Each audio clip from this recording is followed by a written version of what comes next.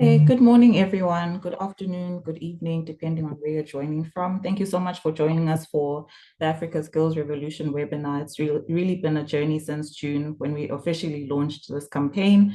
And happy to see some familiar faces on the screen today who are going to be speaking in the panel discussion. So just to start us off, we'll hear some welcome remarks from our director, Mr. Sime Gray Johnson. Unfortunately, he couldn't join us today because he had some commitments in terms of meetings, but he did record a special message for us. So we can just give the floor to him through the video and just listen in on that. Linda, over to you. Distinguished guests, esteemed panelists, their partners, and to the remarkable young people here with us today. It is an absolute pleasure to welcome you to the Africa Skills Revolution Knowledge Product webinar. I am delighted to participate virtually as we honor the incredible young people whose stories and ideas are helping to shape a new chapter for skills development in Africa. This initiative has always been about more than a single publication or competition. At its core, the Africa Skills Revolution is about recognizing and amplifying the voices of our young people. Today, we are proud to launch a new report that reflects their experiences, insights, and solutions in powerful and practical ways. The Youth Voices Report is the main publication we are launching today, supported by two shorter companion versions that provide visual and policy-oriented summaries. It is the result of months of listening, engagements, and learning. It draws on the stories of young people from over 30 African countries who's responded to our call with honesty, creativity, and excitement. These young people told us how vocational training changed their lives. They also told us where the gaps still are, and they also told us where the systems need to be more accessible, more inclusive, and more aligned to the real needs and ambitions of Africa's youth. This report is evidence of what happens when we create the space for young people to be seen and heard. It is a reflection of young people's launching about businesses, solving local problems, applying their technical knowledge to improve healthcare, agriculture, education, and much more. It reminds us that technical and vocational education training, TVET, will, when given the chance and done right, is a life-changing solution to some of the employment issues we face as a continent. Take, for instance, the story of Cleo Monteiro Jose from Mozambique. Growing up in a region affected by deforestation and environmental degradation, Cleo wanted to prove that farming could be both productive and sustainable. Through TVET, he learned climate-smart agriculture techniques and now trains local farmers to preserve the environment while increasing yields. His journey is a powerful example of how technical training can equip young people to lead change from within their communities and shape a more climate resilient future. The Africa Skills Revolution is not only aligning with the AU's Agenda 2063, it is a living example of what the vision looks like in its real action. Young people are using welding and manufacturing skills to build tools for smallholder farmers, for instance. They are also using AI to make sense of data in rural clinics. They are also opening digital businesses, innovating in green energy, and uplifting others as they grow. These stories show us not only what's possible, but what is already happening across our continent. This work comes at an especially important time as we move towards implementing the Continental TVET strategy for 2025 to 2034. Let's be clear, if this strategy is to succeed, it must be grounded in the lived realities of young people. This report is a crucial step in making sure that this grounding happens and happens successfully. To the young African people we shared the stories about, we thank all of you. You are not just participants in the system, you are architects of Africa's future. Your voices are shaping how we think, how we plan, and how we should act as Africans. To our partners, Humana People to People, GIZ, Atupa, ILO, Trust Africa, Cisco, UNESCO, thank you to you all for believing in this vision and for helping to bring it to life. To everyone joining us today in this very important event, I invite you to not just listen, but to reflect on how you can use and take them forward. Let's ensure that this report, this very report, doesn't sit on a shelf, that it should be a tool used regularly, periodically, and we build upon it and share it. Together we can build a future where every young African not only has the opportunity to learn, but also has the opportunity to be supported and to be led. Thank you to you all, and I wish you a meaningful and inspiring session ahead. Thank you so much. Thank you so much to our Director, Simir, Director of Human Capital and Institutional Development at AUDA NEPAD, for those opening remarks and for his continued support in this campaign since it kicked off in June. It is true, since then we've been listening closely to young people from all over the continent. He did mention the over 30 countries where we're hearing their challenges, some of the solutions that they have in their TVET spaces and their ideas for the future of skills and work in Africa. So in terms of this journey coming together, we have the youth report, which he also alluded to. So I'm happy to hand over to Snow Westgard from Humana People to People, who's the chairman at Humana, to just take us through some of those key findings that are reflected in that report. So Snow, over to you. Thank you very much for the introduction, and thank you for giving me this opportunity to present the very important report. So I'm here to share the reflections from the Africa Skills Revolution, a campaign that we launched with our esteemed partner, AUDA NEPAD, in 2024, to bring forward the voices of young people in technical and vocational education across Africa. This initiative is about agency. It's about creating space for young people to take the floor and shape the future of skills development in Africa. Next. You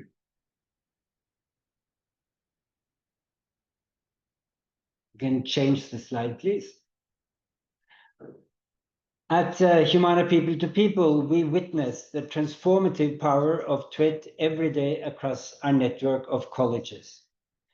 For more than 40 years, Humana People to People have focused on transforming education in sub-Saharan Africa, strengthening TVET systems, and expanding access to quality learning in rural regions. Today, the Humana network operates 16 TVET colleges in 8 countries, with over 30,000 graduates to date.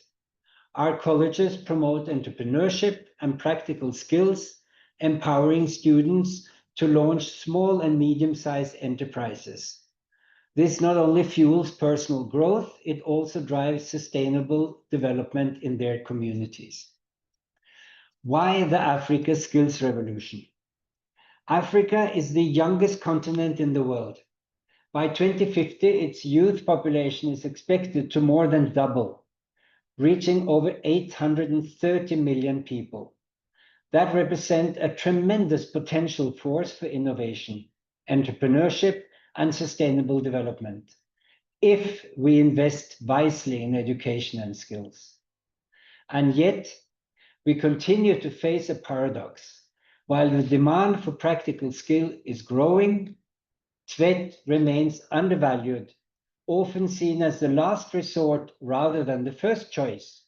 This persistent stigma, together with limited access and role models, has long held back its transformative power.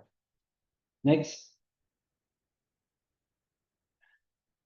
In response to this, we launched the Africa Skills Revolution in partnership with AUDA NEPAD and the financial support of GIZ's Skills Initiative for Africa and HPP Educational and Training Foundation, its aim is simple and yet powerful. One is to amplify youth voices. Two, to celebrate successful career path in TVET. And three, reshape the perception of vocational training across the continent. What did we do? Between July and November 2024, we rolled out 3 key actions: an advocacy campaign across social media platforms to share youth stories, promote TVET role models, and inspire others to pursue vocational education. What on the screen you can see engage. 2, a continental skills competition with about 500 participants from 36 countries who submitted innovative, community-driven projects that showcase how skills can solve real-world problems.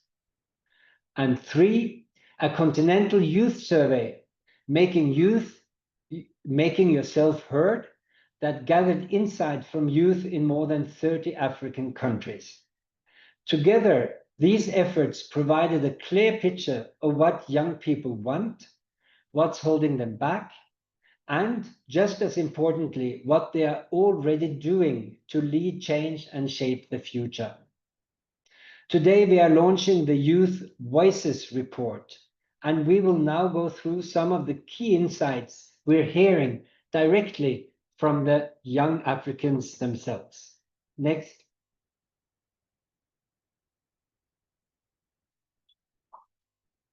The data was collected through a survey targeting Africans aged 15 to 30 who shared their experiences and opinions about TVET systems.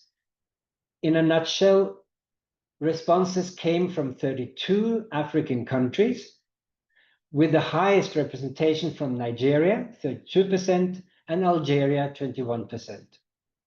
56 of respondents are female. The largest age group is 20 to 25 years.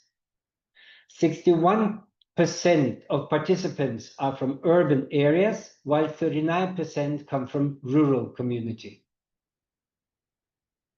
Next. So what did the young people tell us? Their voices were incredibly clear. First, they value TVET because it's practical and job-oriented. 42% said they choose vocational training to secure employment. Another 41% were drawn to the hands-on, applied nature of the learning. And beyond the technical aspect, 38% said they saw TVET as a pathway to make a real impact in their communities. Also, vocational education isn't just seen as training programs. They're launch pads for livelihoods, dignity, and sustainable development. A strong majority of people who have experienced TVET, 80%, believe it is vital to their country's socioeconomic development. Next. The youth also told us about barriers in accessing TVET. The most pressing being financial constraint, cited by 72% of the respondents. Others highlighted lack of information, limited access in rural areas, and persistent gender-based obstacle. When asked what else they need, the answer was clear.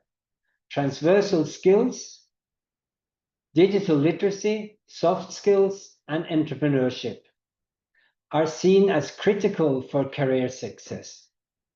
Despite the obstacles, the tones were hopeful. Next. More than half of the young people surveyed said they feel confident about finding a job or starting their own business. Many don't just see TVET as a training path, they see it as a launch pad for entrepreneurship and innovation. But they also called out a key gap in terms of career development, networking, and industry access. Without stronger links to employers and mentors, their skills risk going underused. Their response points to a clear message: success after training depends not only on skills, but also on the systems that connect youth to real world work.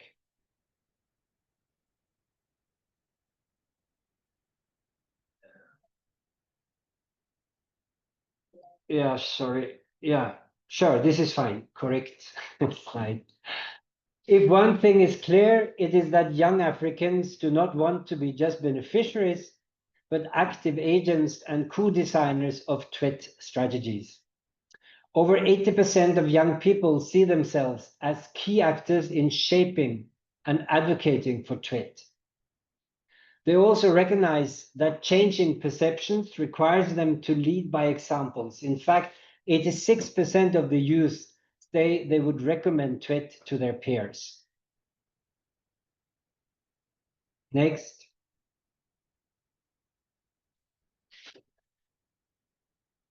So what are they already doing? Beyond what young people said, we were truly impressed by what they're already doing. So let me share a few examples from our Africa Skills Revolution competition winners, who will also be joining the panel discussion a little later. In Mozambique, Celio learned climate-smart agriculture techniques, which he now uses to train local farmers in practices that preserve the environment by boosting yields. From Nigeria, Adaugo uses her skills to launch an initiative that transforms textile waste into clothing and home decor. She's creating a network of artisans committed to environmental responsibility and economic empowerment by training others in these sustainable techniques. These are not isolated cases. They're examples of what is happening when skills meet opportunity, when young people are trusted to lead. Next.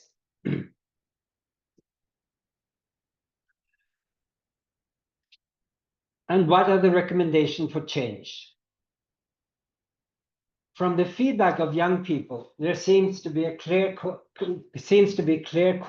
for policymakers and other TVET stakeholders, such as listen to the youth voices in policymaking and implementation. Young people would like to be heard. They would like to be part of the decision-making. Address financial barriers and increase access through innovative funding models, infrastructure investment, and greater gender inclusivity. There needs to be more vocational training, more institutions, and better systems to help young people to access vocational training. Modernize the TVET curricula to include digital skills, soft skills, and entrepreneurship. Strengthen the education to employment pipeline through industry partnership and career counseling.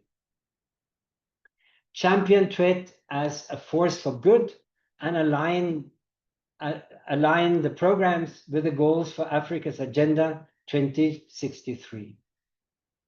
These recommendations are actually a clear roadmap for action, grounded in the lived experiences of a generation that is ready to lead. Next. The Africa Skills Revolution is a call to act, and to act with the youth, not just for them. They've told us what works, they've shown us what is missing, and they've made it clear that they are not waiting. They want to be part of the change. Now is the time to match their leadership with real support through policy, partnership, and investment in inclusive, visible, and forward-looking TVET system. If you wish to access the full report, you can scan the QR code or visit africaskillsrevolution.org. I recommend you to do so, It's very interesting reading, and you can get much more details from the total report. So thank you very much for listening for these highlights that I presented from the report. Thank you. Thank you so much, Snor. That was such a clear snapshot of the entire journey leading up to now, from the launch of the campaign, hearing directly from the young people through the surveys that you presented and those findings, as well as the competition and all the stories that we got coming in. It's really helpful to see where young people are pointing us towards practical and inclusive, of course, also forward-looking solutions. Definitely a strong foundation for the discussions that are going to come up shortly. So we'll now move on to the next agenda item, which is the Menti poll. Linda, if you could just please help me put it up. It's now your turn to join in on the conversation. Everybody who registered for the webinar and who has graced us with their presence this morning. So if you could just please scan that QR code, and it should redirect you to the Mentimeter. It's a very short one, just 5 questions. We want to hear from you as well in terms of some of the findings and the report itself. As Snow mentioned, you can access it on the landing page. Please just go to the first question.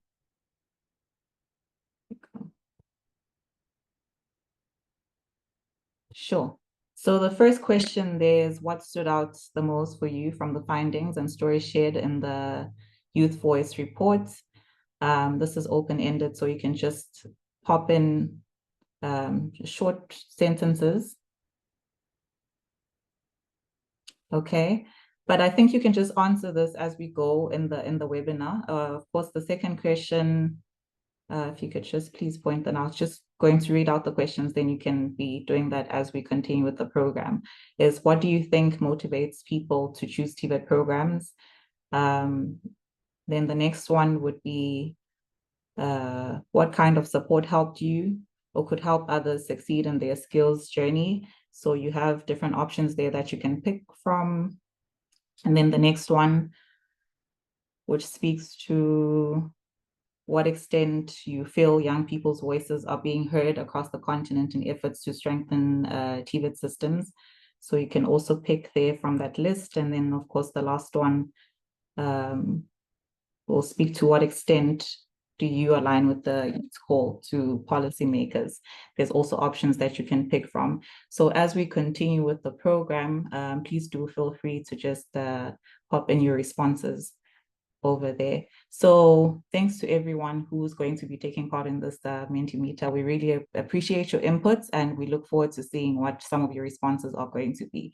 So the next item on our program is the video summary of the Africa Skills Revolution. We're now going to wrap up the session with a short video that puts everything together. So the voices, the stories, the energy behind the Africa Skills Revolution. So we're just going to have a quick glimpse of what this campaign has been about and what it's been like engaging with young people across Africa. So Linda, please help me play the video.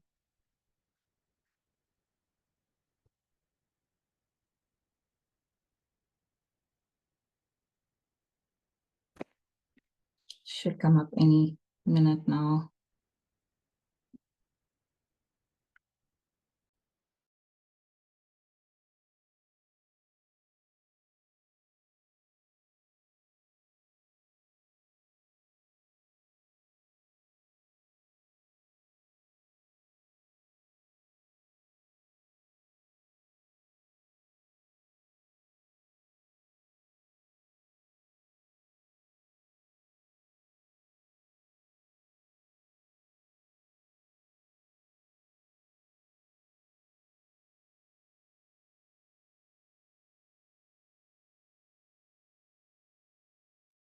While Linda sorts out the video, just to note, Sylvia has posted the link to the landing page. Just for your information, you can access the report on there if it helps to answer some of the questions that are in the Mentimeter. Thank you.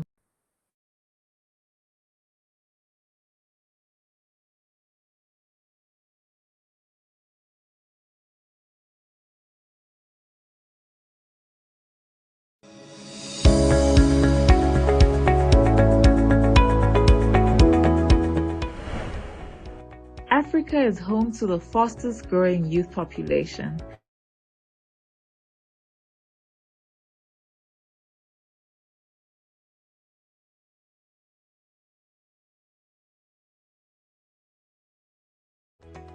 At the heart of this potential lies technical and vocational education and training, TVET, a powerful force that can shape Africa's future by equipping youth with critical, hands-on skills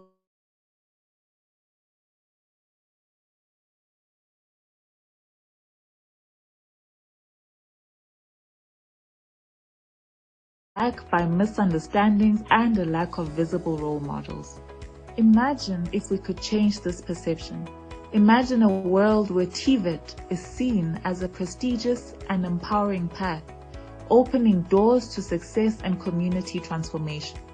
That's why AUDA NEPAD and Humana People to People are partnering to lead the Africa Skills Revolution. Together, we're working to reshape the narrative around TVET by showcasing TVET success stories among Africa's youth. After launching the Africa Skills Revolution competition, we received an overwhelming response, with more than 500 submissions from youth from all over the continent, each sharing their unique journey in TVET. These inspiring stories showed resilience, innovation, and the incredible impact that skilled youth are having on their communities. From these submissions, we selected the top 10, with each winner set to receive $1,500 to support their initiatives. This campaign is rooted on the principle of giving young people agency for the change they want to see, the change they are driving. By celebrating their achievements, we want to ensure that in the next decade, the vision of transformation in TVET is realized. Throughout Africa, we see how young people are igniting a wave of transformative change that is reshaping the continent. They are not just learning skills, they are putting them into action to make a real difference. From launching successful businesses to addressing critical challenges, these young leaders drive economic growth and inspire innovation. Picture a future where young Africans are leading a skills movement, empowered with the tools and opportunities they need and have helped shape. Together, we're building a strong foundation for real possibilities, a future where their dreams of rewarding careers and a thriving Africa come to life. Join us as we spread the word, join the movement, and be a part of the Africa Skills Revolution today. Together, we can drive a transformative skills agenda that aligns with the aspirations of Africa.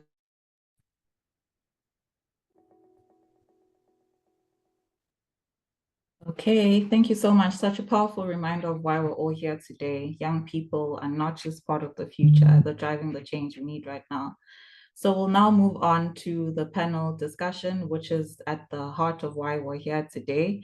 It will take us into a deep dive of what you've heard up until this very point in the webinar.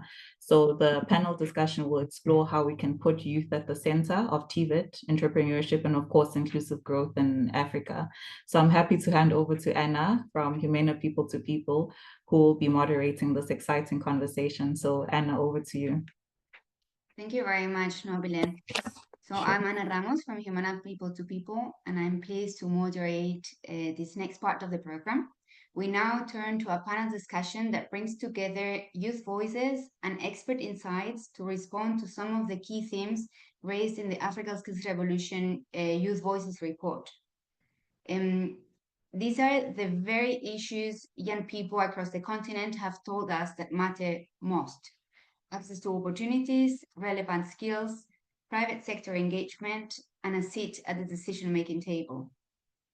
Our central question today is, how can we shape a future-ready Africa by placing youth at the center of TVET and economic growth?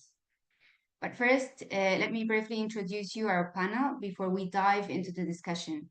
We have the pleasure to have with us today Priscilla Gatogne, Program Officer for Inclusion and Youth at UNESCO UNEVOC, Emmanuel Okongwo, TVET and Skills Development Officer at the African Union Commission, Milagros Lasso, Skills Specialist for Central Africa at the ILO, Alfie Hamid, Head of Global Strategic Partnerships at Cisco, and two of our Africa Skills Competition winners, Adugo Felix from Nigeria and Celio Monteiro from Mozambique. So welcome to all and thank you very much for joining us today. Before we begin, just a quick note to our audience. If you have questions for the speakers, please write them in the Q&A box and we'll take a few at the end of the panel.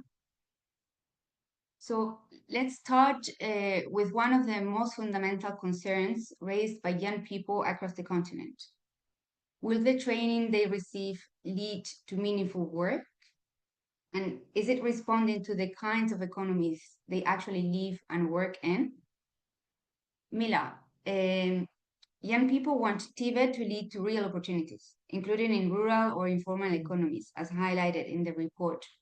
What's one concrete system level shift that would better align TVET with actual and future labor market needs? Good morning, Anna. Can you hear me well? Yes. Yes, perfect. First of all, thank you so much for inviting me.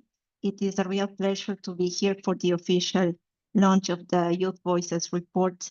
The ILO and me personally, I'm really proud to have been part of the process of the development of this report, and I'm very happy to see the results being presented today. Now, coming back to your question, I think the report makes it very clear. Young people in Africa are not just looking for training.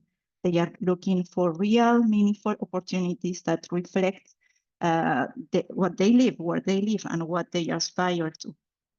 Whether they are in rural areas, working informally, or trying to launch something on their own. They want TVET to be more than just a classroom. They want it to be a platform for growth. So one that leads to decent work, to decent job opportunities. So what is one concrete system level shift that can make this happen? I think that first we need to establish systematic mechanisms for identifying and anticipating skills needs. Because it's not just about counting vacancies, it is about understanding trends, skills gaps, and how the world of work is evolving, and then to be able to adapt TVET policy and programming accordingly. And we need to do this together with dialogue, social dialogue, including employers, workers, and of course, young people. It was mentioned before by Snor. So what do I mean by that? I mean that too often TVET systems operate in the dark, offering training without a clear understanding of the jobs that are available or the skills that are needed for those jobs. And so this connection makes it that young people get frustrated. They get certified, but they don't get employed. So it is really important to have a system that can allow us to go beyond just collecting data.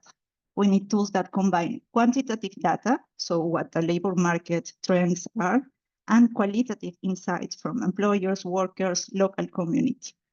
Let me give you an example. For instance, in several countries, the ILO has this STET methodology that helps governments and industries, so the private sector, to identify the skills that are needed for sectors with growth potential.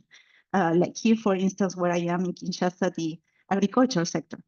And this has enabled TVET providers to adjust their curricula or create new curricula for training to address those needs. And these are not just theoretical projections. They are built on solid data and also on dialogue with employers and workers. And but this is not the only thing that is needed. There is also another that is the inclusive and institutionalized social dialogues. This means what I was saying, this discussion with governments, with employers, with workers, to be able to identify together what are the skills needs and also jointly shape the strategies and priorities for TVET. And of course, one more actor is absolutely essential, young people. We cannot forget young people. young people, they cannot just be beneficiaries. They need to be active stakeholders because they know what is not working in Tibet. They have these great ideas on how to fix it. They know what are their motivations, their barriers, and they can make a difference. So the problem is that sometimes Tibet systems, they don't have these platforms for youth to engage meaningfully in decisions about training design or evaluation or delivery. And that's exactly why the ILO and AUDI NEPAD are working together to close this gap and help all these training providers institutionalize youth engagement. So we are in the process of developing guidelines to help integrate young people's aspirations across the whole process, not from developing programs to curriculum design, to feedback loops, and to governance as well. So the objective is to go beyond consultation. We really want to move toward true co-creation with you. So before I finish, I would like to encourage everyone to consider this. If we want Tibet to lead to real opportunities, because I think that's our objective, especially for youth in rural and informal economies, we need to make systems smarter and more interesting. We need to anticipate, not just react to gaps. We need social dialogue, employers, workers, governments, and we need that this dialogue reflects also the voices of young people who are often left out of the conversation. We need the training that is being delivered that doesn't just look good on paper, but it actually changes lives. Because when Tibet is aligned both with the needs of the real economy, the labor market, and also with the aspirations of young people, we're not just preparing young people for jobs, we're also preparing them to lead transformation in their communities. I'll stop there. Thank you, Anna. Thank you very much, Mila. Thank you. Aduko, you have experienced this firsthand. I would like to ask you, how well did your training reflect the expectations of the job market? And if you have a say in the system, if you could shape the system based on your own experience, what would you improve?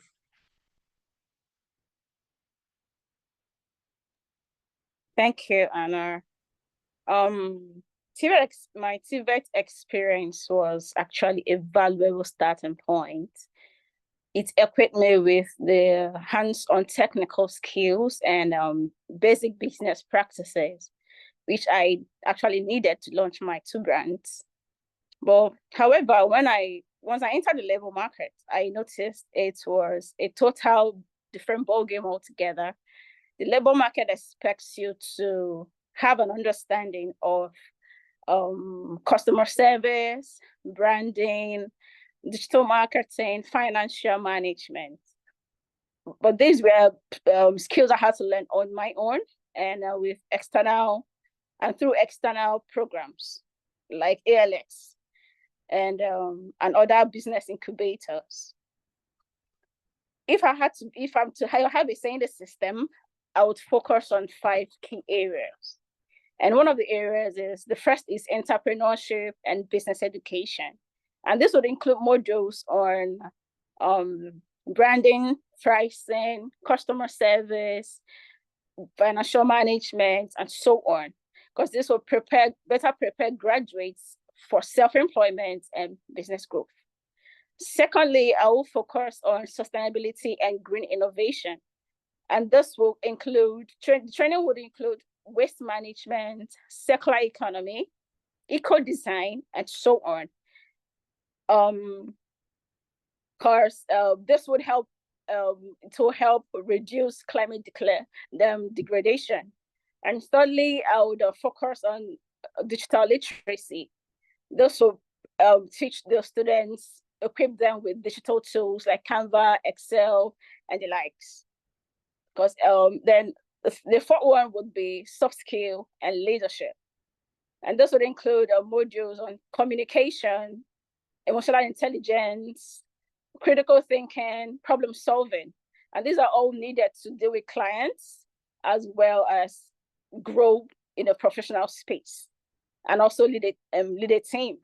And then the last but not the least, I would focus on real world exposure and mentorship. those would include internship, provide internships, life projects for the graduates, as well as mentorship, access to mentorship, because they will really need this to be able to face what they're going to meet in future when they come out of school, to help them prepare them for the future, and also help them build networks early. Thank you. Thank you very much, Adugo.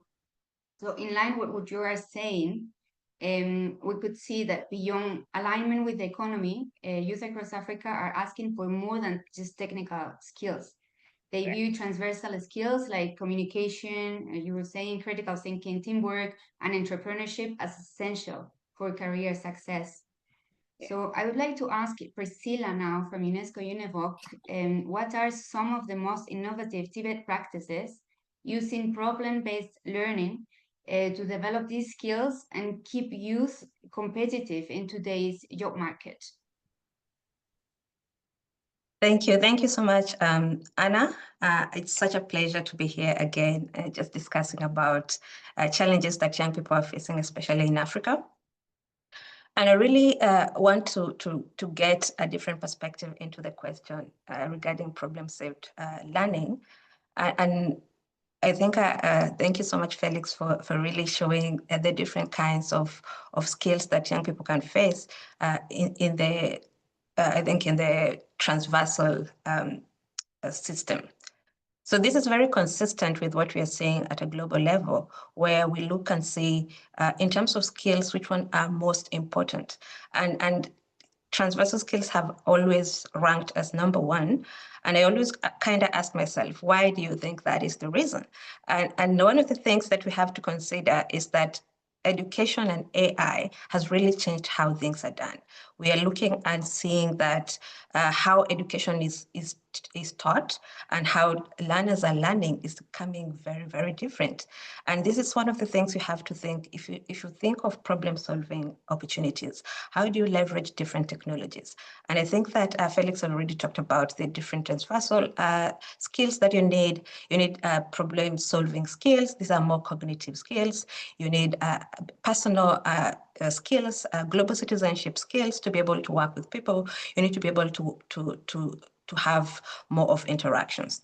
So problem-solving skills and TVET, they go hand in hand. The reason why we have TVET becoming very popular is because of the closeness to the labor market. It's through TVET that you gain practical skills. So you're out there doing more of problem-solving activities, learning a new skill, whether it's in construction, hospitality, or whichever case it is. It is the transversal skills that you're gaining. But what exactly is transversal skills? And what exactly is problem solving? So problem solving involves working with people. So it's about working in teams, it's about research, it's about prototyping, iterating, coming up with ideas that are used in different aspects, including entrepreneurship and other aspects. So when you think about all these activities, you have to always have a baseline. So you have to be able to work with people. So you're engaging actively. So you have to be motivated. And at the same time, you have to have the ability to be excited. And this is what we are missing with AI currently, because if you're going to summarize your work within 10 minutes, so what is the value of learning there? And this is why problem solving comes in very handy. You asked me about examples that work. So within TVET, and I work at the UNESCO Univoc Center, which we have a global network of TVET centers, and our work is to support TVET centers to really upgrade and understand the systems that are happening, especially with the view of the labor market and what is going on. So we have examples of how it works. So for example, in Africa, you can see the most interesting ways in which TVET centers have applied problem solving is through hackathons. And for example, hackathons and competitions, these are very popular. And because of the aspect that I just said, you do research, you iterate to come up with ideas, we work with teams. And this is one of the ways you grow many other skills, including adaptability, resilience, etc.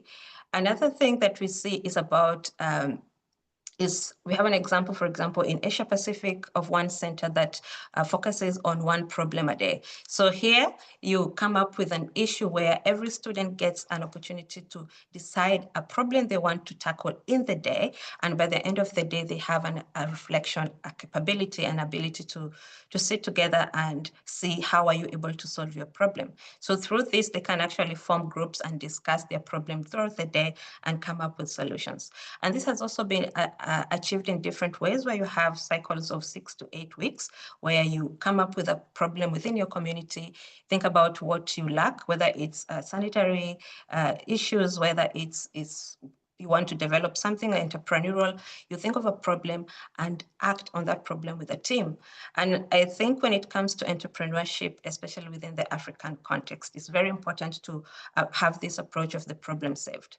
So most of the work that we see in Africa is in the informal sector. And it really leads to us as Africans coming to think, okay, what can I do? So you go through TVET, you go through any other education system, but the idea of getting a job has always been the aspect that you have to create your own. So entrepreneurship comes in, and entrepreneurship is not just about starting a business, it's having the entrepreneurial mindset. So how do you gain the entrepreneurial mindset? Is you come in and solve a problem. So show me a problem, I solve it. So that is the key aspect you do.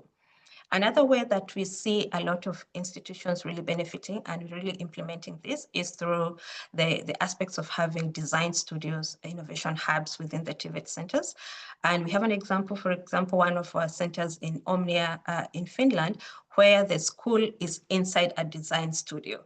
So you actively work with the industries, entrepreneurs come in, you're constantly pitching ideas and really working with mentors, especially in the industry, to test your ideas and see whether it works or not. So these are some of the ways in which problem solving can be done. But I like always talking about you as a student and you as a person. How can you leverage yourself in a way that you are always solving a problem and your skills become very useful regardless of what happens, whether AI is going to take over jobs, how do you still stay relevant? And this is the thing. So at the end of the day, if you're using AI to do all your work, I know there are people who are just applying a prompt, and then in the end it produces everything. You're not able to think. So ability to think in processes, in stages, is very critical. And this is where you start developing an understanding of the process and not just focusing on the solution. And this really changes a lot in how we work and how we live. And most importantly, the human aspect of it. So we talk about a human aspect in TVET, and this is the only thing that is going to separate you from any other person that is going to talk. Maybe we can talk about it later, but I think that really creates an understanding of how you can get started. Thank you very much, Priscilla. This was very, very insightful. I would like to pick on the comment you made about having an entrepreneurial mindset and ask Celio, in relation to this, what part of your TVET training was most useful in real life, and which important skills did you have to learn on your own? Did your training really prepare you for entrepreneurship, to become an entrepreneur? Thank you, Anna. Hello, everyone. My name is Elie Monteiro Jose. I am from Mozambique, and I'm one of the winners of the Africa Skills Revolution competition in 2024. So answering your question, I think one of the most important skills that I learned in my TVET pathway was learn how to work under pressure. For me specifically, my TVET training was quite intense, and we were always working on hands-on environment. For example, in the first year, in the first year of training, we had to do practices every day, and also having other academic things to do. For me, my training required being able to manage technical and academic simultaneously. We got to experience what a formal university education system is.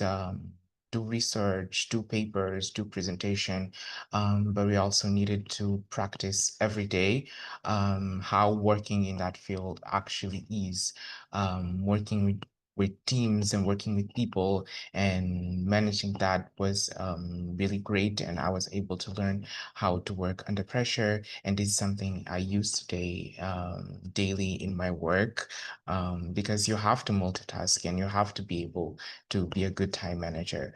For example, I'm working on Eco Hope, my initiative that won me the Africa Skill Revolution competition, but I'm also an intern in an international organization. I also have personal life. So it's a lot of things happening at the same moment, and you need to be able to manage everything and work under pressure. I think one important skill that I learned independently was learning how to promote, how to sell myself, and how to communicate who I am to people that wanted to hire me to get in fellowships, etc. I think learning to sell myself is not something that was directly taught to me in my TVET journey. I learned how to do that, and I'm still learning, but I learned how to do that through real world experience, like applying for fellowships, applying for grants and jobs. So you have to know and this is a process where it's really good because you get to learn who you are, what are your strong points, what are your weaknesses, and how you can translate that to people and to tell people like, this is what I want to do and this is where I need support. So I had to learn that in the real world, and I think this is such an important skill. Like what Aduko was saying, it's really important, to learn soft skills, digital skills. It's important, and that's something that's lacking in the system. So yeah, I would say that something that was missing. And in relation to entrepreneurship, for me personally, I did my training on Instituto Superior Politécnico de Manica, and the Instituto Superior Politécnico de Manica, my institution, they have a really strong entrepreneurial, sorry, my English sometimes gets tough, but they have a really strong entrepreneurial vein. You get a lot of classes on business management, accounting, economics, and you really learn how to manage a team, how to manage a business, because unemployment here in Mozambique is really high. So from the moment you get in the training, you're taught to have an entrepreneurship and business mindset, because that's what they set you up for. So yes, for me, it was really strong. We were always encouraged to think like a manager, even in a field that's forest engineering. I did forest engineering, and you may think, oh, what are you gonna, doing forest engineering, but they teach you a lot of things, from small things like learning how to produce trees and sell those trees and how to turn that into a big business. That's like from day one. I remember getting in to class and one of my teachers being like, okay, you need to do a project, design a project, and we want you to think how you're going to sell this, what are you going to do with the profit, how is this going to be sustainable. So we always had that really strong for us from the beginning to the end, and I'm still using that until today. Thank you.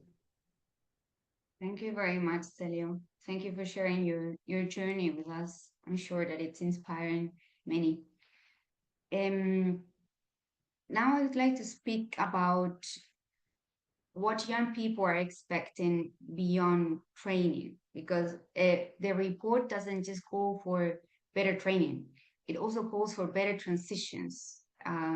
Young people are clear, without meaningful pathways into the workforce. This is something that we have been discussing already. Even the best skills can fall short. And this is where the private sector has a critical role to play, and not just as an employer, but also as a partner in shaping opportunities. So I'd like to ask Alfie from Cisco. We heard before in in the presentation of the report that African youth cite financial support and job placement opportunities as the main enablers for career success. How can the private sector use strategic partnerships to expand access to scholarship or seed funding and employment opportunities for TVET graduates?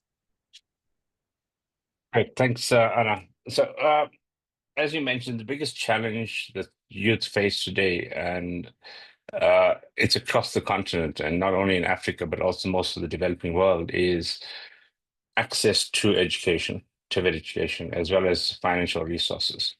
Now, how can we as a private sector, for example, Cisco, right? How can we help with that?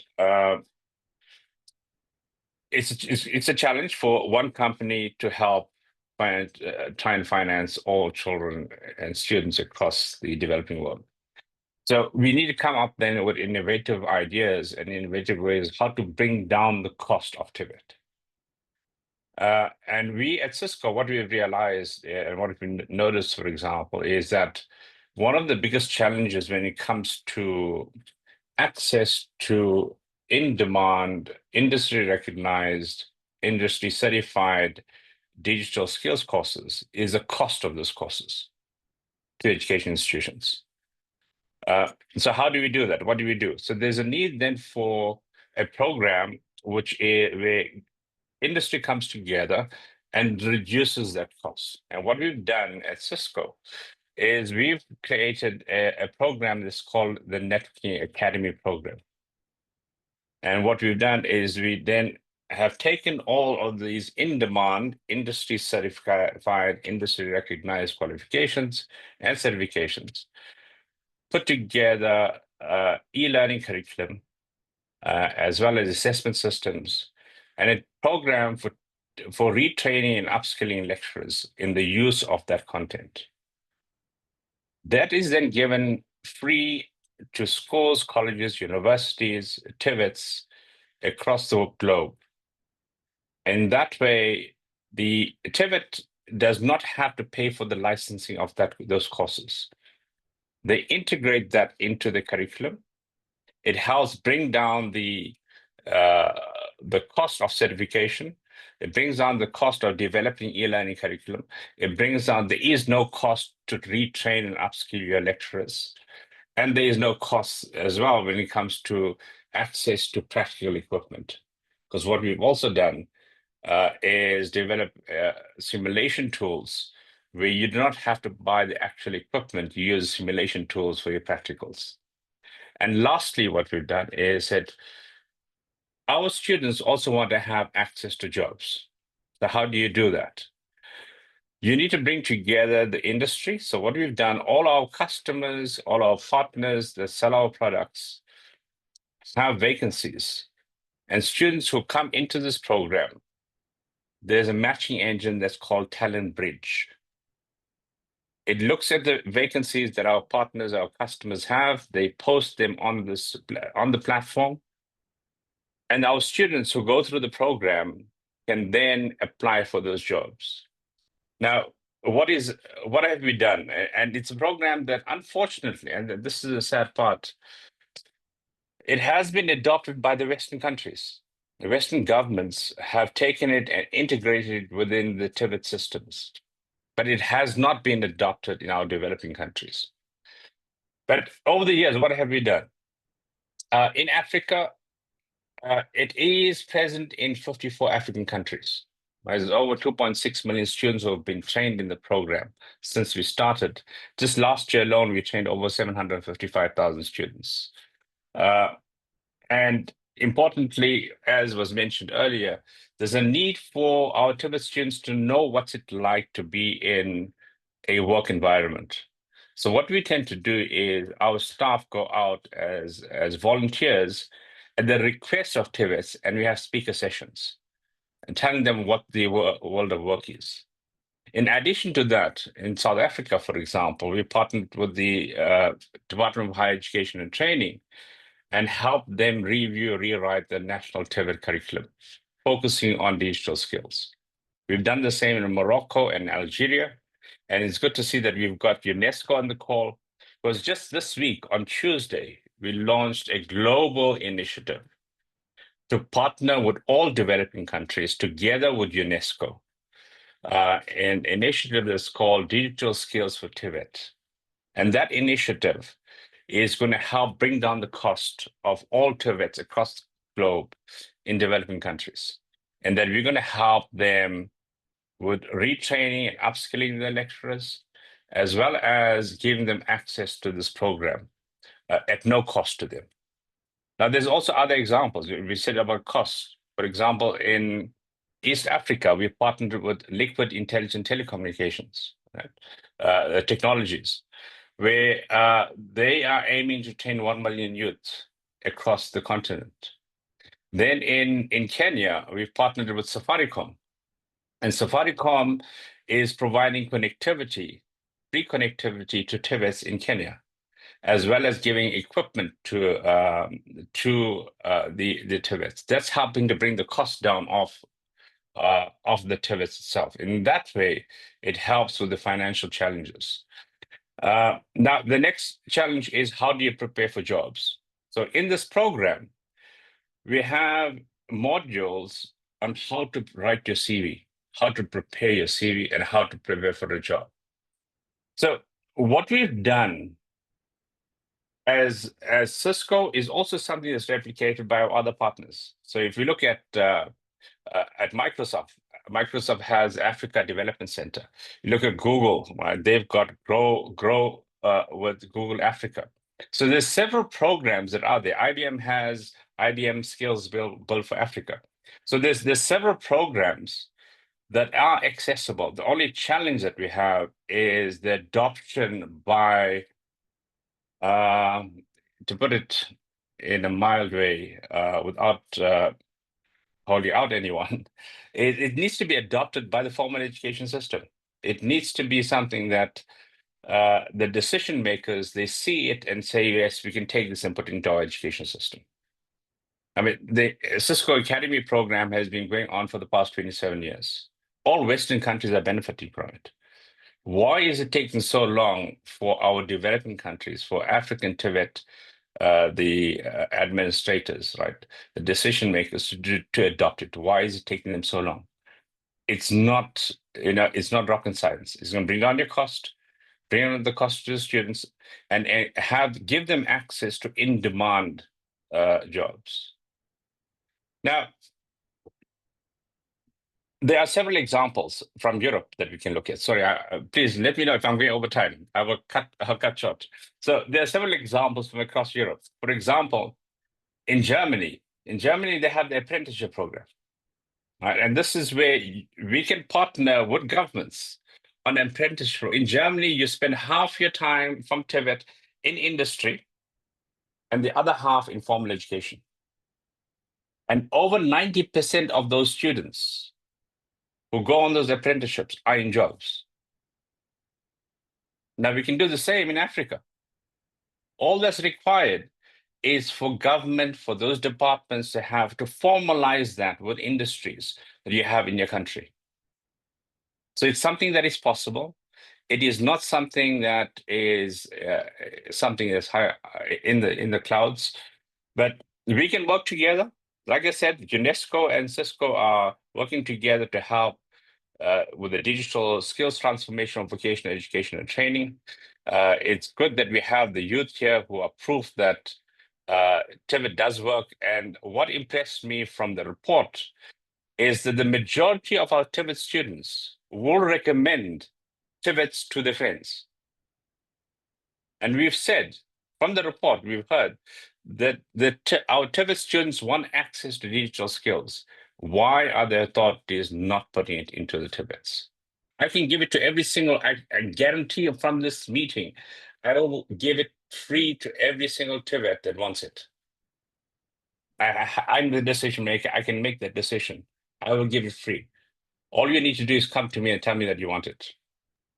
On behalf of Cisco, I'll give it to you at no cost. So yes, we are here. We can make things happen. Africa is great. Thank you to Humana for bringing this together. Let's make Africa the greatest continent in the world. We can do it together. Thank you. Thank you very much, Alfie. It's very impressive, everything that Cisco is doing. Maybe you can share some links on the chat, because I'm sure that people from the audience will be very interested. And you are a great example of how the private sector can get involved and play an active role in improving the TVET systems. So we hope that the African governments also pick up on your call and collaborate more with the private sector. Thank you. I'd like to hear now from our young people about their experience with the private sector.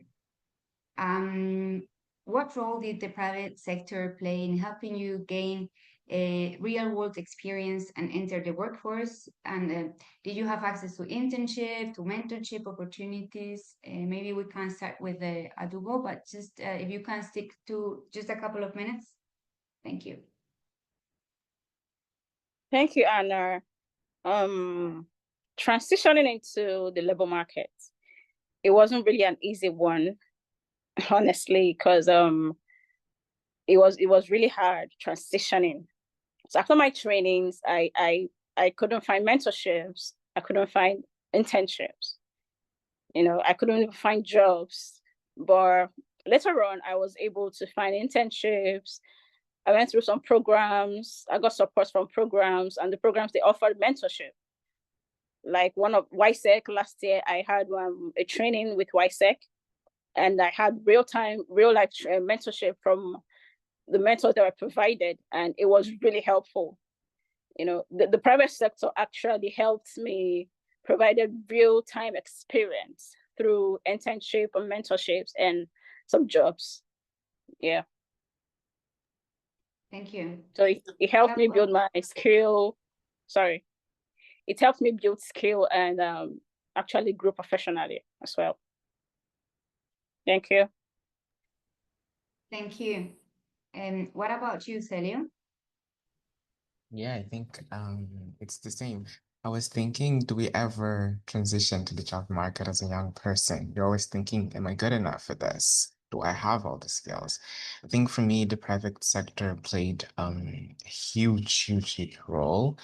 As I said in my previous answer, unemployment rate here in Mozambique, it's like super high. And even though you may think working in, because we have this, since you grow up thinking that working in the government, for example, is the safest thing. I think my generation is the one who is leaning more to the private sector. Like my parents, my grandma, the other generations, it was all like you get a degree and then you're working in the government and that's it. And if you do not work in the government, you're not a successful person or whatever. But transitioning to the job market was hard. And personally, there were no support from where I got my TVET training.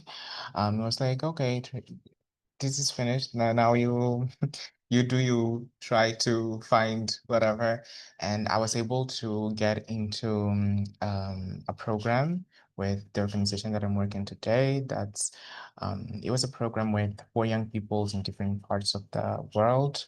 There was 4 of us, and each young person would work in a specific project that the organization was doing in the country. So I also got to experience working in a project, and also the program gives you one mentor in the organization. So you get to talk every month. I got to, talk about what I wanted to achieve in the organization and outside as a professional.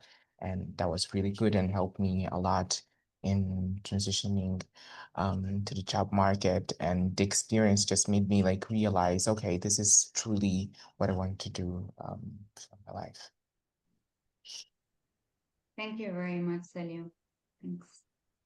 So far, we have talked about systems, skills, and support. There is another issue that runs through it all, which is voice. Young people want more than involvement. They want to influence. So the question is no longer whether youth should be part of shaping TVET, but how we ensure that they are co-leading its transformation. To set the scene, I would like to invite Emmanuel Okongo from the African Union Commission to share a brief overview of the new African Union's Continental TVET strategy. Emmanuel, over to you. Thank you. Thank you so much, Anna. Please confirm you can hear me. Yes. Super.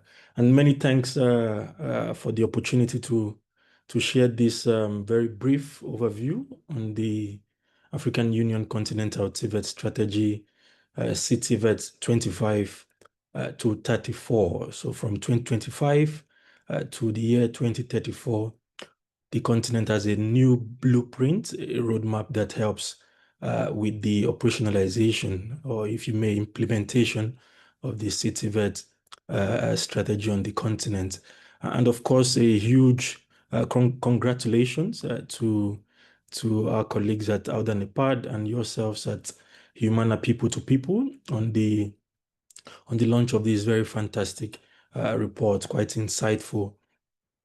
As you might be aware, the AU organs at the very highest level in February this year endorsed what the call for the acceleration, the decade on accelerating education and training in Africa. And for us, one of the major operationalization tool for this quest for acceleration of training and education is the successful implementation of the Continental TVET strategy 25 to 34. And as the title of this strategy implies, really it is indeed a repositioning, if you may, towards a more inclusive development, say key thematic areas like social justice and sustainable employability in the TVET ecosystem features very profoundly on the title of this new CTVET strategy. I think it's also important to say that the new strategy really builds on some of the lessons learned from the previous 2015 strategy. For the first time, it really represents a more comprehensive commitment to transforming TVET systems across our continent. You might ask why the revision? Why the revision? But this is necessitated, obviously, through an evaluation that was conducted last year. We identified a number of persistent challenges, not only in terms of implementation, but also in terms of the strategy's response to contemporary TVET issues. We found that the previous strategy did not, or it did little or nothing to provide guidance on some issues like skills mismatch, for example, between skills taught and those required, right? Issues around weak institutional capacity. We've seen also through the evaluation fragmented governance and issues around funding. But most importantly, there was quite a limitation in terms of inclusion of key groups such as women, the rural population, and people working in the informal and non-formal economy. But I think for our reality today, we can also agree that TVET is also adjusting to global shifts, issues around digital transformation at the front burner, right? Climate change, migration, which is an important topic right now, the issues on demographic shifts, and really what it means in terms of redefining skills needs at an unprecedented pace. So those are some of the issues that we thought that the previous strategy did not clearly articulate. And the new strategy, to a large extent, is both visionary and also practical, and it aligns fully with the AU Agenda 2063, the Africa we want. But most importantly, the second 10-year implementation plan, especially the Moonshot number 6, as well as other global frameworks like the SDG, particularly for SDG 4, 8, and 10. And that's why for us, we thought it wise to retain the vision of the strategy to that of the Agenda 2063. So the vision of the TVET strategy is aligned to that of the Agenda 2063, which is ensuring a vertical alignment of an integrated, prosperous, and peaceful Africa driven by its citizens. Now, the mission is clear-cut, right? The mission of the strategy is to build a globally competitive, skilled, innovative African workforce. And I think that is what speaks to the aspiration of young people today on this call, right? And for us to achieve this strategy, the strategy is guided by three core principles. The first being aligning TVET with national development strategies and labor market demands. The second core principle of this strategy is striving for value-based excellence in TVET delivery and governance. The third core principle is on strengthening partnership and collaboration for shared learning and innovation. Colleagues, supporting these principles are four foundational pillars that structure the strategy. The first pillar is on strengthening policy governance and finance. This involves aligning national TVET policies with broader developmental priorities such as sustainable funding, enhancing coordination amongst stakeholders. The second is on improving quality and inclusion. The CTVET strategy promotes lifelong learning, recognition of prior learning, be it formal or non-formal learning, doesn't matter the setting, doesn't matter where you learned it. This strategy articulates the need for such recognition. Flexible pathways into TVET with a strong focus on undeserved groups, especially women and people with disability, migrants, and those in the rural and informal sector. The third pillar is again on fostering partnership and knowledge sharing. And this is a point that I think we cannot overemphasize. The need for linking TVET with the productive sector. We pivoted from the use of private sector to productive sector, promoting regional collaboration and facilitating mutual recognitions of qualifications, including some of the initiatives, that global initiatives that we have with institutions like UNESCO through the Skills Passport, or even ILO, the Africa Skills Passport being proposed. The fourth key pillar is on enhancing institutional development, technology, and innovation.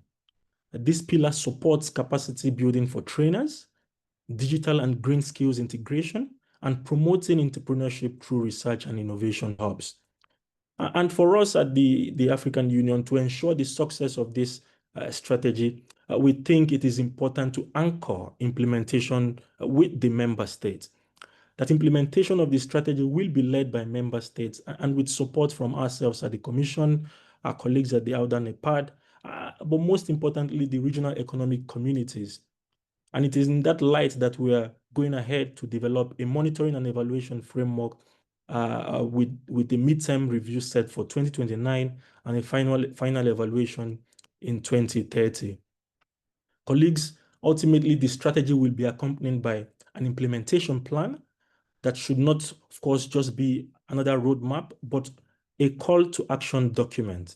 And this is such an important bit of information that we need to pivot to an implementation plan that calls to what have we been doing and what can we do better. We need to move with immediate alacrity in that sense, and to enable, to the best of our abilities, the integration of TVET into our national development plans or development agenda, fostering cross-border collaboration and mobilization of investment to empower African workforce. Colleagues, this is more or less the brief overview of the Continental TVET strategy.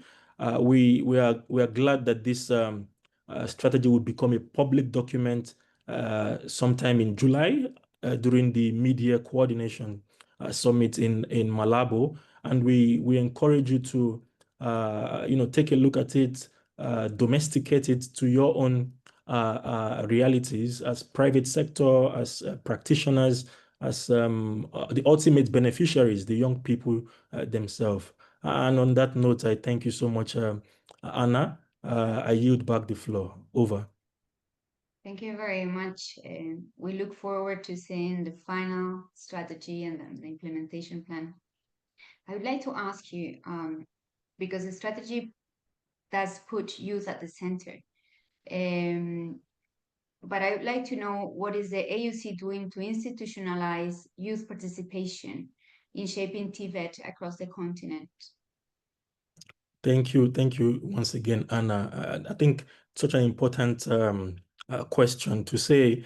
For us, the commission is particularly working hard to make sure that young people have a real say in shaping the future of skills development policies that comes out of the commission. But more broadly speaking, right, the future of skills training and job opportunities must be anchored on not only the needs of the labor market, but also the aspirations of young people. And it is in that regards that the AU Education Division, for the very first time, will be setting up a youth sounding board for education and training. This would be a formal group, a representative of young people in both the formal, informal, and non-formal setting across our education and training spectrum, where young people can really share ideas and give advice to the African Union on some of these important policy direction, right? This will of course be in addition to existing mechanism that we have in place. There is no policy that has come out of the decks of the African Union that has not gone through wide range consultations, especially with the students. The All African Students Union is an integral part of some of those engagements. It's a student union body of over 1,000, if you may, student groups across the continent. And also more concretely, we are helping young Africans improve their occupational prospect through programs like the Skills Initiative for Africa. I'm sure later on during the closing session, my colleague would highlight some of the goodies, some of the goodies that CIFA has in stock for young people. But ultimately to say that the AU believes in young people shouldn't be just invited to events, right? They should be part of decisions that are being made. And that is why at every forum, right, that we engage in, I am currently in the G20 in South Africa, and throughout the discussions yesterday, the day before, we've been highlighting and pushing for young people to have a seat in the national and, for example, national skills councils or even regional engagement platforms on skills development. But most importantly, some of the technical working groups that are also being set up should have youth voices being representative. In many instances, we see that this already exists. Again, South Africa is one of those examples. I think the CEO of one of the advisory board, I'm not sure if it's SEDA, is a young lady, right? I'm not sure she's even 60, she's even 25 yet, but she holds that enormous responsibility of advising the ministry responsible for education and for higher education and training here in South Africa on some of these critical components of skills development and how some funding can be channeled to promoting skills development. But to say again, Anna, at the heart of all of this, the AU's work is built on 4 key, simple but powerful goals, right? First, we are helping young people gain skills they need through skills development initiatives, right? We're also making sure that those skills can lead to decent job, right? Cisco is a huge partner of the African Union. We've got some other private sector that we collaborate with to ensure that some of those skills are able to translate into tangible, ready for labor market use, but also planning ahead for Africa's skills future, right? Planning ahead for the skills that Africa needs, skills anticipation, right? We speak of Agenda 2063. 2063 is such a long time, right? We need to be able to forecast what skills, what critical skills are needed for our young people, right? And, train them, support their training, but also articulate those critical skills to the various stakeholders, ensuring that they align also to some of those aspirations. We're also ensuring that skills and experiences are recognized. through initiatives like the African Continental Qualifications Framework that seeks to ensure comparability so that when young people move, they're able to move with their qualifications, no matter where it is got. They're able to move with their skills. They're able to move with whatever expertise, whatever experience that they've gathered. And yeah, thank you so much, Anna. That's my response to this. We continue to make sure that young people in Africa has a fair, supported, and dignified pathway to a bright, productive future. Thank you. Over. Thank you. Thank you very much, Emmanuel. We are running out of time, but I would like to hear the reaction of our young people here to what the AUC is doing, and to hear what platforms of mechanisms would you like to see established to ensure that your voices are heard in decision-making processes around TVET. Just if you can reply very briefly. Celio, maybe you can start. Yes, thank you. I think what Emmanuel was saying that you're doing is quite amazing. It would be good to see that happening in places like Mozambique. Building platforms where young people can share their stories around TVET is really great and can inspire other people to pursue TVET, and also creating platforms such as advisory councils where we can get together and see where are the problems and advocating for solutions for that problem is something that I think it will be really meaningful to continue the promotion of TVET. Thank you, Celio. Adugo? Yeah, thank you, Anna. Cielo said it very right, and I'm gonna add to it.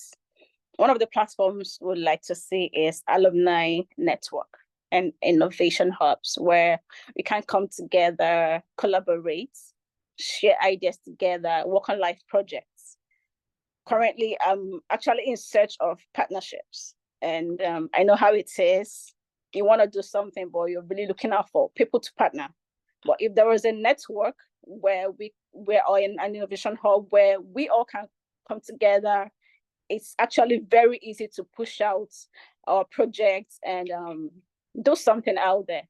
So the network is really important. Alumni network is really important. Thank you. Thank you very much, Adugo. And thank you very much to all the panelists.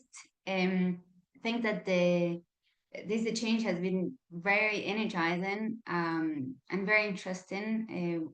We could hear different perspectives around the same topic. And I think that both from the report and from the discussion, there is something that is very, very clear. Young people are already shaping the future of skills and education in Africa. And what they need is genuine inclusion, practical support, and the power to lead. So unfortunately, we don't have time for a Q&A. I'm really sorry about that.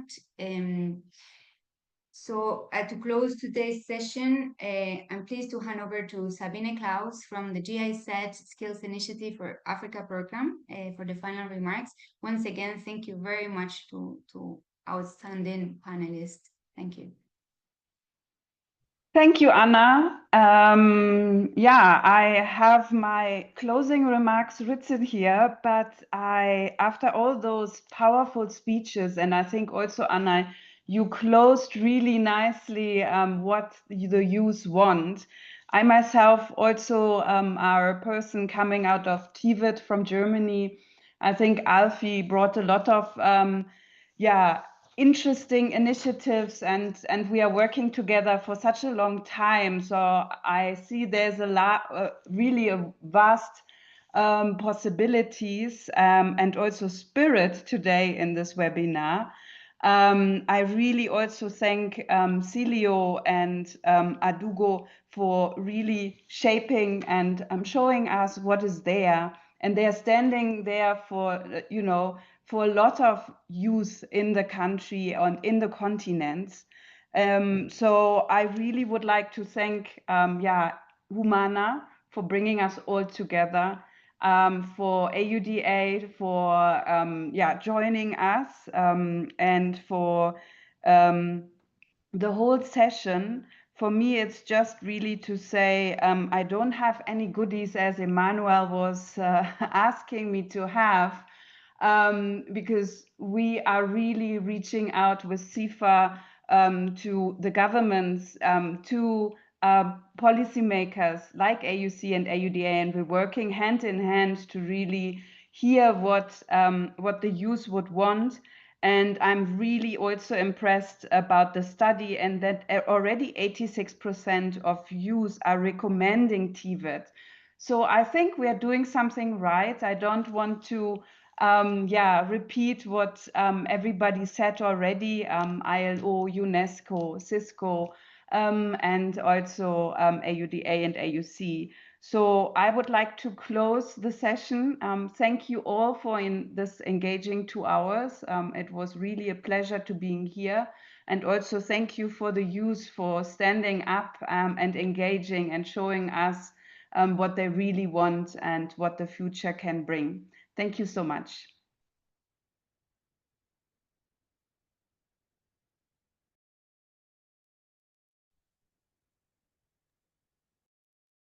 Yeah, bye.